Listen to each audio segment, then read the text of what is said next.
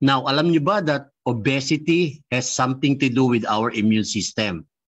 The more overweight, the more obese, mas bumababa ang immune system. Okay? So, take home message.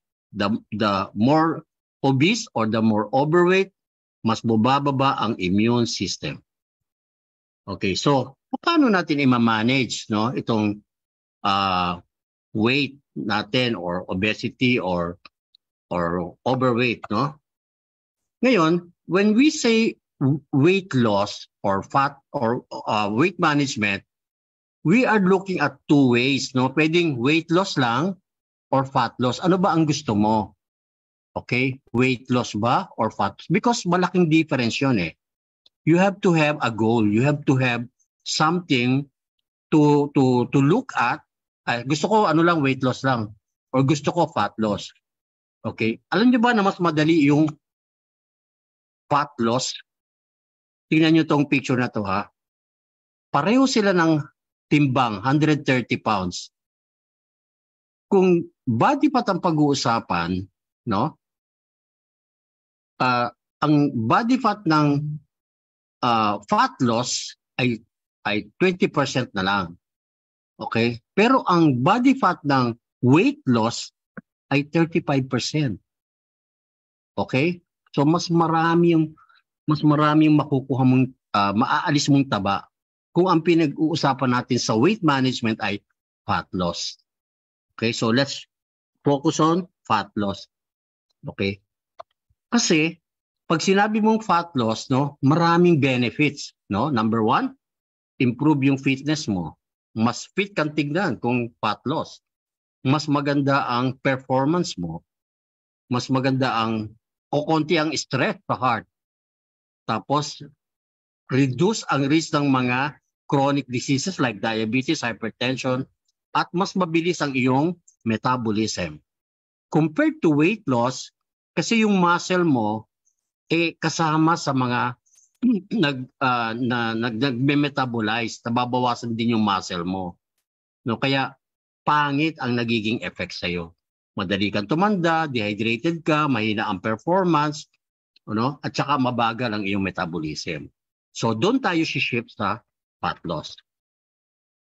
Ngayon, it has to entail, no, yung weight management has to entail some changes in our life, no? Kailangan meron tayong i-adapt na daily habits, no? Importante ito I have to tell you, you have to commit, no? Pag sinimula mo yan, sige, mag-reduce na ako. Ang nangyayari kasi sa atin, ito aminin nyo at hindi. Every New Year, part of the New Year's resolution ang magda-diet na ako. Tatapusin ko lang muna yung Pasko. Pero after New Year, no, magda-diet na ako. Tama o tama? No? Bata pa ako, naririnig ko na yung New Year's resolution na yan eh. Tapos inabot na naman ng another New Year. Oo nga, ang hirap kasi ng mag-diet eh, o di ba? So lahat ng okasyon, merong reason to eat. Kasi birthday nung anak ko eh. O kaya, ubatin kasi ako ng kasal eh.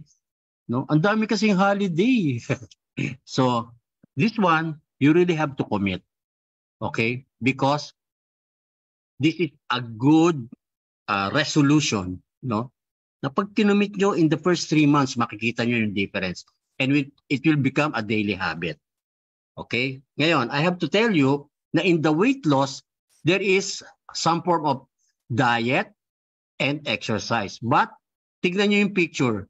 70% of weight loss is diet, pagkain.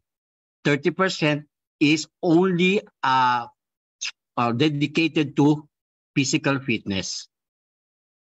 Okay? So, talagang majority ng effect ay nasa diet pa rin. Kaya tignan nyo yung kamay niya, mas mataas yung 70%, no? Okay. Ngayon, pag sinabi exercise, pwede namang intense exercise na magagawa ng younger guys, no? Or women, no? Intense. Yan talaga. kung mag-exercise ka at gusto mo talagang gumanda katawan mo, intense training. Otherwise, sa mga early or yung mga adults, mga senior, you can just do with the walking. Not necessarily running. I don't advise running. Bakit po?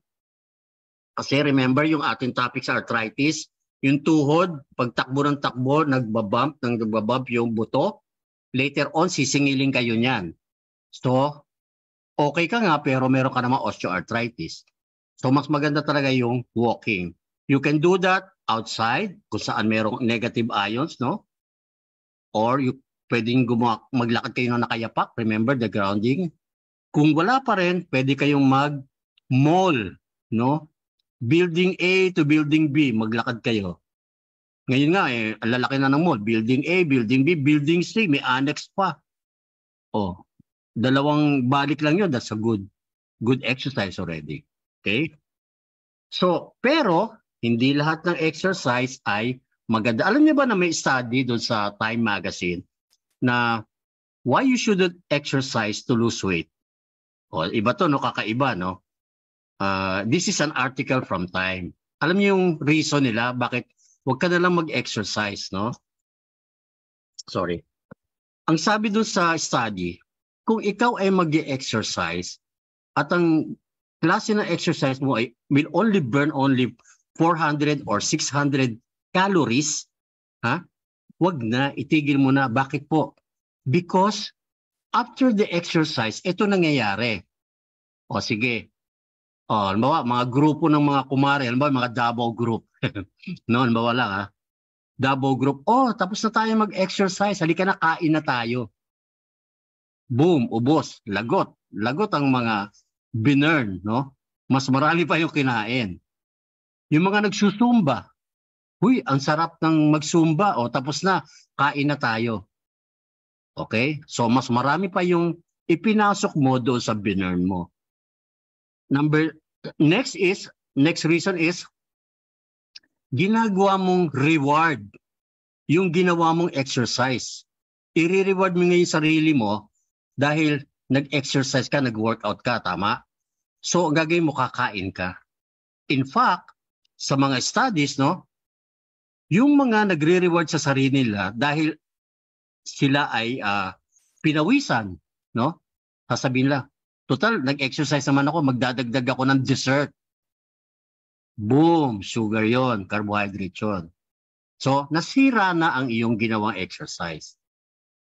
Okay, so, you keep on doing that. Pag tinignan mo yung mga tao sa gym, tanungin mo, ganong katagal na ba kayo nag-gym?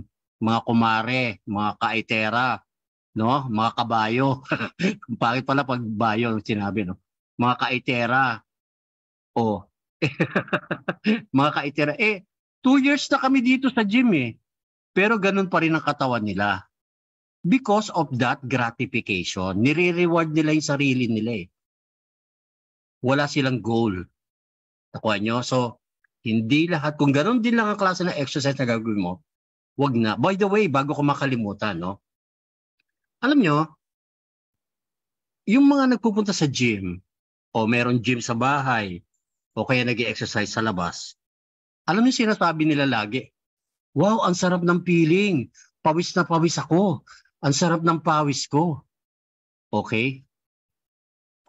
Alam nyo ba, yung pawis, hindi po yan fat. No? Hindi po yan fat. Pawis yan na may toxin, na may electrolytes. Pag pinawisan kayo, ibig sabihin gumanda yung metabolism nyo. Pero hindi nyo nagamit, hindi lumabas ang inyong fat. So, tandaan po natin kasi tuwan-tuwa kayo na pinawisan kayo. Okay? Okay po yun. It's a form of detox. Pero ako, ang target nyo ay weight loss. Kung gusto nyo magpapawis ay magtago na lang, wag na kayo mag-gym. Mag-stay na lang kayo sa bodega na mainit. Sobrang pawis ang mangyayari sa inyo. Okay? So, magkaiba po yun Ngayon, punta na tayo doon sa diet. Napakarami hong diet. Malilito na kayo sa dami. Number 1, keto diet. Sino yung nakapag-keto diet na? Taas ang kamay. Yung mga nag-try. Okay? So ito ay low carb. Low carb. Okay? Keto. O ano pa? Atkins diet. Low carb din. Okay? Sabi niya, ang promise niya, 2 pounds in 1 week. Okay, sige, pag nasunod mo. Meron din ngayon, dahil uso niya yung mga K-drama, mga K-pop, meron na rin K-pop diet. Alam niyo ba yon? K-pop diet. O, ayan ha, bago yan. Sumunod ay Mediterranean diet. No, mostly yung mga ang tawag dito, mga salad, yan, seeds, no? Okay? Meron din paleo, yung paleo, yun yung mga unang tao. Ang paleo is ito yung pagkain ng mga unang tao, yung mga nasa cave, mga caveman, no? Mostly bukod sa gulay ay more on karne. Okay? So yan. Yung isa naman, yan, carnivore diet. Wala siyang kinakain kundi mga karne lang, mga meat. Meat from chicken, from fish, no? From beef, from pork. Ayan. At meron namang isa, ito ang paborito ko, no? Intermittent fasting. Okay, marami yan. Maraming klase ng intermittent fasting. Depende na lang kung paano nyo gagawin at kung paano nyo susundin. Because hindi lahat ng intermittent fasting ay tama. No? Hindi lahat ng intermittent fasting ay applicable sa bawat isa. You have to monitor yourself. You have to monitor yung iyong target. You have to monitor your goal. Okay? Okay. Ayan, no? Merong 14-10 diet. Ibig sabihin, pwede kang mag-fast ngayon, bukas hindi. Fast ulit, bukas hindi. Yan yun. Okay? Ito, yan.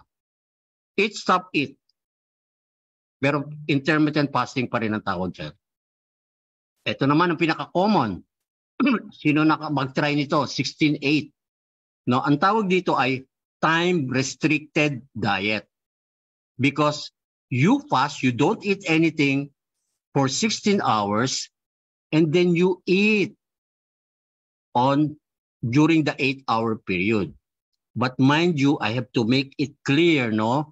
In order to be effective, you have to watch yung 8-hour na eating period mo, eating window. Alam niyo, madaling gawin yung 16 hours eh. Naniniwala ba kayo na madali lang gawin yung 16 hours fasting? I'll give you an example. Kung ang huling kain nyo ay 8 p.m., okay? 8 p.m. ha?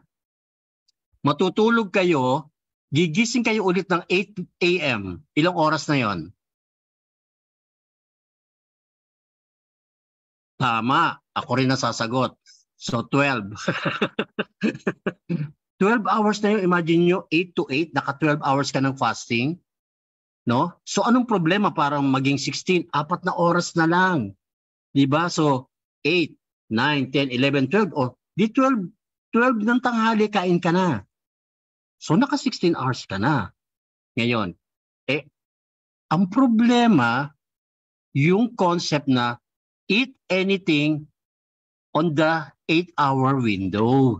Mali po yun. Sinasabi ko siya, kung merong isang ulit take home, ito yung mali. No, ito yung take home. You can eat on the 8-hour window, but no carbs. No, as in zero carb. Bakit po? Kakain ka ng kanin. Kasi eat anything eh. No, kakain ka ng tinapay. No? Kasi hindi naman ako kumain ng 16 hours ah. Mali po 'yon. Huwag ka na mag-fasting kung gano'n ang gagawin mo. No? Bakit? Balik tayo doon sa ano natin, sa unang slides natin. Ano sabi natin? 16 hours no na fasting. Kumain ka ng alas 8 ng gabi, okay? O 8. 8, 9, 10, 11, 12, no, yung kinain mong carbohydrates, mauubos na 'yon, madadigest na 'yon. Okay? So pagdating ng 8 o'clock, ubos na 'yon. Paggising mo, wala ka ng sugar sa katawan. Supposedly. Okay, so anong sasabihin? Oy, kuha tayo ng sugar sa ibang source. Anong sasabihin ng katawan mo? Uy, meron tayong mataba yan eh, maraming fat yan sa katawan. Di ba? So, yung mga bilbil niya, so yun, gagamitin na. Pero una muna yung internal organs, yung taba sa liver, alam mo yun, sa kidney. O yan, kunin natin yan. So, kinuha mo. Yun ang ginagamit mo. Imaginein mo, gawin mo araw-araw yon. Puro tubig lang ang iniinom mo. O kaya, kumain ka during that time, hindi ka kumain ng carbohydrates o kanin, ang kinain mo lang ay vegetables and protein. Walang carbohydrates. Mauubos at mauubos yung taba mo sa katawan. And you do that every day, makikita mo yung weight loss mo. Maliwanag? Kailangan ko ba ulitin? Sige, next Friday ulitin ko yan. Okay. So, ulitin ko ha. Pag kumain ka kasi during the fasting period at kumain ka ng sugar, anong gagawin ng insulin?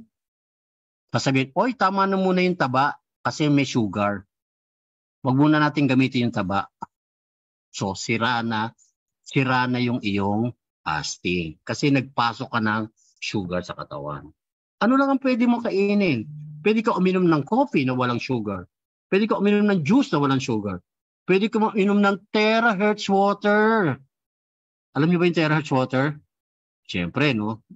Okay, terahertz water with minerals. Ano yung minerals na lagi ko sinasabi? Himalayan salt or Celtic salt. Tama, no? Okay? Tama sino yan? Asarcon. Nakita ko yung ano niya eh. Okay, so next. Ang dami-daming window. Okay? Pwede mo kasi i-extend yung 16 hours to 20 hours to 24 hours, no? Alam niyo, magtataka kayo, no? Pwede niyo extend kasi hindi ka naman talaga nagugutom. It's all here. Mindset. No? Yung nakapag-fasting na, tanungin mo, baka manghina ako dahil hindi pa ako kumakain. Hindi po totoo yun. Okay? Ngayon, meron namang 1 meal a day. Ito, maganda to. 1 meal a day, pero walang sugar, walang carbohydrates. 1 meal a day, OMAD. Walang sugar, no talaga yan. As in, no. Magagalit si Coach Beans pag kumain kayo ng sugar. No? Okay? So, alam nyo ba na meron ding 3 days fast na puro tubig lang? Ito matindi. You can do this once a month. O, sino sa inyo ang naka-experience na ng Ramadan? O, di ba? Hindi ba kayo nagtataka na gagawa nila yan araw-araw for ilang buwan ba ang Ramadan? 1 buwan? O, nagagawa nila yan eh. Di ba? So, it's either they do this or they eat once a day, yung OMAD. 1 meal a day. Okay? Don't forget the water. Okay? Ayan. Anong benefits niyan? Sobrang bilis yung mag-weight loss. Okay? Ginagawa ko po yan. Kaya ko sinasabi sa inyo. Okay? Yan ang 3 days fast. Tingnan nyo, gumaganda yung itsura ng muka. Pag nag 3 days fast. Tingnan nyo yung nasa picture. Oh. Gusto nyo ba ganyan kayo? Siyempre, di ba? Maganda yung muka. Dahil yan sa 3 days fast, sa fasting. Okay? Ngayon, meron akong sasabihin sa inyo. Sikreto lang natin itong nasa Suma. Alam niyo, pag ako ay nagpa-fasting, umiinom po ako ng colostrum. No? Ang tawag po dyan na IGCO Natural Colostrum. Yan. Kunan niyo po ng picture. Yan. Okay. Ako dyan. Grabe, effective. Hanggang Coach, gabi. Ikaw nga magkwento, Coach Vince, para konti lang. Sige po. Share ko lang po to everyone. Yan. Nung nag-take ako, Doc, ng morning, kasi nga, nagpa-fasting ako, no? Gabi na, 9 p.m. na ng gabi, nagulat kami ng wife ko, nagkatingin na kami, hindi pa tayo kumakain, Hindi pa kami gutom. Yeah. So, ayun yung... Mag-take lang po kayo ay magta-try mag-fasting, no? For 1 whole day. Mag-take po kayo ng 2 sachet nito with either cold temperature or lukewarm water. Buong maghapon, hindi nyo naiintindihan, makakalimutan nyo na hindi pa kayo kumakain. And it will help you fast. Thank you po doon sa nagpakita ng picture. Thank you. Ayan. Okay? Ito po yun. Ito pong doktor na nakatayo dito, kapatid ko po yan. Okay? So, ang tawag po dyan ay colostrum. Okay? We can supply you with that kung gusto nyo. And it will help you. Kasi immune booster to eh. No? This is what I use for cancer patients to boost the metabolism. And it is very good for weight loss. Okay? Meron din naman mga gamot na ginagamit, di ba? Yung mga tamad. Mga tamad, kakain ng taba, iinom ng gamot, fat burner. Alam niyo ba na 30% lang ng taba ang nawawala sa inyo pag uminom kayo ng mga ganito? Nauso yan eh. Di ba? Pero nagtataka kayo, ba't di pa rin ako pumapayat? Kasi 30% lang ang nawawala. Meron ding mga tea. Ang dami. No? Merong isa pa, yung nakakasira ng liver, yung kangkunis. No, sa tagal ng inom, nasisira na yung liver. Ayan, mga promise, no? Reduce, no? Belly fat. Ayan. Meron din namang mga surgical. Diba? Yung lipolysis, mesotherapy. Okay? Pero itong mga to, dapat ginagawa nyo ng paraan, hindi lang kayo aasa sa mesotherapy. Meron din, ayan, yung mga laser, mga cryosurgery, sinisip-sip yung taba ng walang surgery. Meron din namang liposuction, no? Ayan, before and after. Ito, ginagawa ko to. Pero after liposuction, dapat i-maintain mo yung patient on a diet. Okay? Hindi pwedeng, na-lipo na ako, pwede na ako kumain ng marami. No, babalik yon. Mas mabilis pang bumalik pag ikaw ay na-liposuction at hindi ka nag-diet. Ayan, yun yung mga taba na nilalipo namin. Ayan. Siyempre, kukortihan muna. Yung iba naman ay, alam niyo yung bariatric surgery, yung pinuputol yung bituka, no?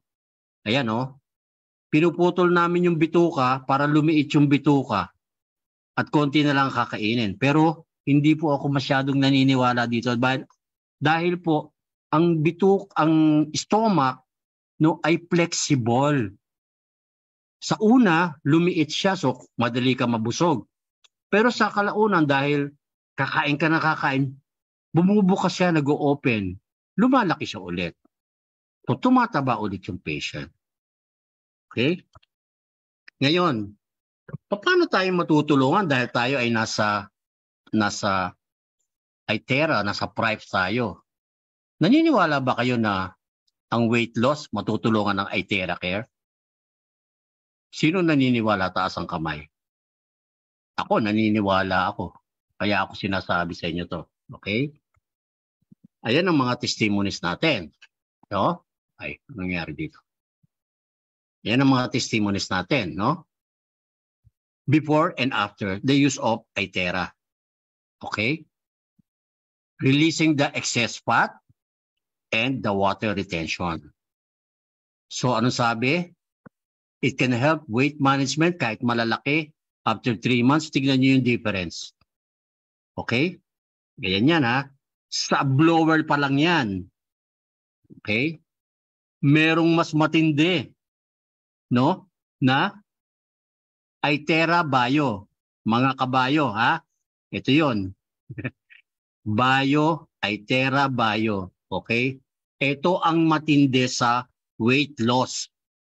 Okay? Yan. Nilalagay mo lang yung paa. It will boost your energy. It will help you release the toxin. It will help you to have a good circulation. It will improve your metabolism.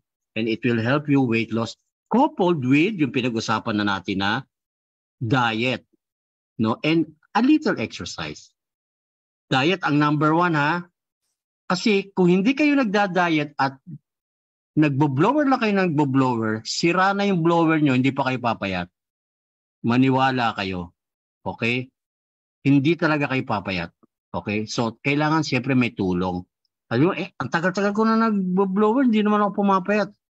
Because wala kang discipline. Wala kang change in your habit. So, anong sabi? Anong effect ng terahertz, no? No? It will improve, no? Yung negative ions ng bio, no, it will adhere to the positive ions ng katawan mo yung mga oxidants na yan. So, may basis ba itong sinasabi ko about weight loss using IteraCare? Meron. Okay? Ito example sa PubMed to. Ang sabi sa title, The Effect of High-Frequency Current Therapy on Abdominal Obesity in Young Women. No? Yan po yan. May basis yan, may study yan. Na ginamit talaga, lumiit talaga yung mga tao, no? More than 100,000 hertz or terahertz, no? At lumiit, pumayat yung mga tao na ginamitan ng terahertz. Okay? So, paano nag-work yung device? Particularly the IteraBio. Number one, the IteraCare and IteraBio will increase the metabolic rate. Ano ba ibig sabihin? Bumibilis yung digestion, bumibilis yung metabolism ng cell. Pagka nag-increase yung metabolism, gumagamit siya ng energy. Anong ginagamit? Number one, sa sugar. Number two, sa fat. Yung cholesterol. Diba? So, bumibilis yan. Okay? Sumunod, it increases blood circulation. Alam nyo, hindi matatanggal yung taba kung pangit ang circulation eh. Anong ino-open up? Yung circulation.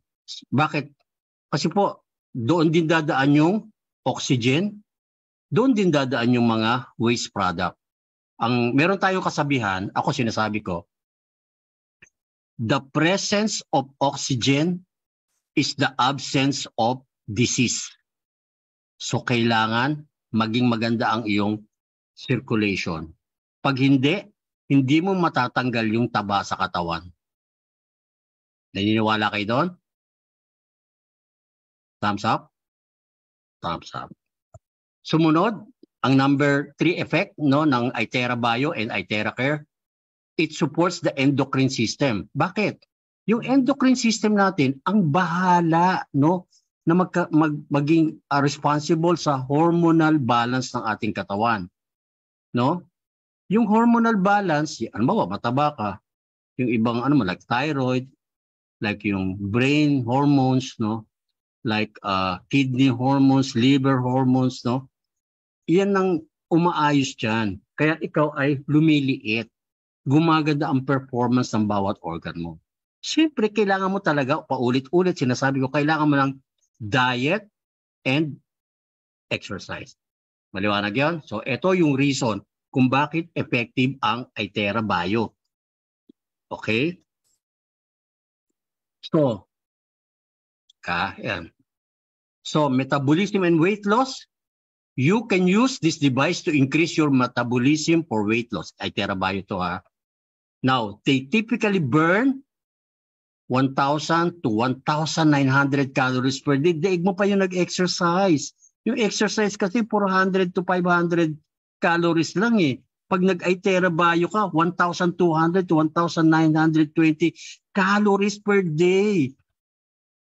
O, yan ha. Yan na yung sinasabi ko sa inyo, no? Kung ayaw nyo ng calories per day, 50 to 80 calories per hour.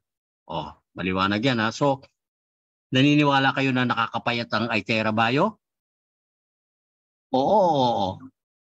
Sige, sagot ko yung tanong ko. Ayan, okay? So, kailangan talaga, alam nyo na lumiliit kayo eh, pumapayat kayo eh. Sabayan nyo na ng diet, intermittent fasting. Intermittent fasting for 1 day, intermittent fasting for 16 hours, intermittent fasting for 2 days. Tingnan nyo, mag-IG ko kayo, 2 araw na hindi pa kayo nagugutom. Okay? Kumain kayo ng colostrum. Kahit puro colostrum nga lang eh. Hindi kayo mamamatay eh. Papayat kayo eh. Tsaka water. Ano yung water? Terahertz water. Okay? I'll give you an example ha. Ay, baliktad pala. Paano ba nangyari yun? Nakita nyo po ba, sino po nakakakita ng picture yung nasa likod ni Coach Beans? Tingnan nyo po yung picture sa likod ni Coach Beans.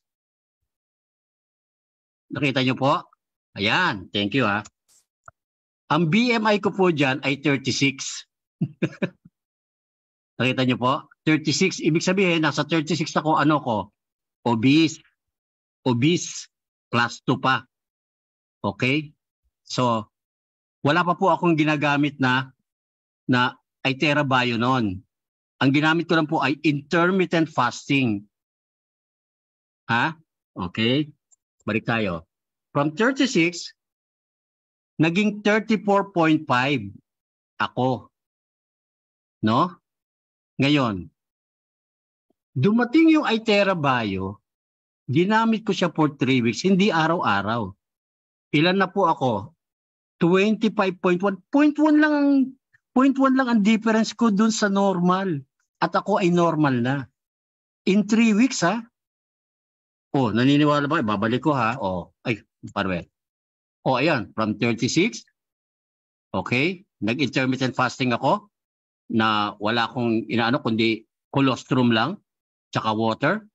Okay? One day, pag hindi pa ako gutom, sige, yung 16 hours ko gagawin ko 20, yung 20 ko gagawin 24 hours. Naging 34 ako with that. Pero, imagine nyo yung change ko, no? From 34 to 25 with Itera Bio. Ito po yung sinasabi ko sa inyo. Almost 10 points no? Diba? 0.1 lang, normal na ako siguro mga 2 araw pa. No? Oh. Kaya nyo po kaya nyo gawin yan. Tama? Yan, nabisto nyo tuloy yung edad ko. 34 na ako 35 na ako. Ayan. Okay? Oh. Okay na kayo? Convinced na ba kayo? No? BMI ha? BMI ang gagamitin natin. So, gusto ko kayong i-challenge. Yan. Sino ang gustong sumali sa challenge ko? Taas ang kamay. Ito, mas masinsinan to ha. Una, yung hindi pa nag-intermittent fasting, para kayo ay makapagsimula, itry muna nyo po no rice. As in no rice. Sige, huwag ka mag-intermittent fasting. No rice. Kaya o kaya? Kaya? O. Pagkatapos mo ng no rice, kaya ko pa rin no rice. Sige, mag 2 meals a day ako. Uy, kaya ko pala yung 2 meals a day. 1 meal a day ako. Unti-unti. Okay? Tama po? Mag-unti-unti kayo. Eventually, sasabihin, ilang oras pa pala ako hindi kumakain pero hindi ako nagugutom. Kasi nasa mindset nyo lang na, naku, bangihina ako. No, hindi po. Hindi po kayo magugutom. Okay? That's why I love Itera Bio. Kita niyo yung picture ko. Oh. Love na love yung Itera Bio. Okay? So, siyempre hindi ko nakakalimutan lagi. Ang lagi kong paalala, you have to drink Itera water, structured water. Importante ito. Because part niyan ay promotion of weight loss and weight retention, water retention. So, siyempre ang focus natin is to have a healthy and happy life. Okay? Kailangan, in order to achieve that, you have to change your habits, you have to change your life. So, ang importante dyan, kagaya ng nangyayari sa Davao, you have good food, you have good life, and you have good companion. Yun ang importante, no? Sa ating mga ka-Itera, good companion. Okay? Kasi yan ang direction natin towards a healthy life. That's all our direction.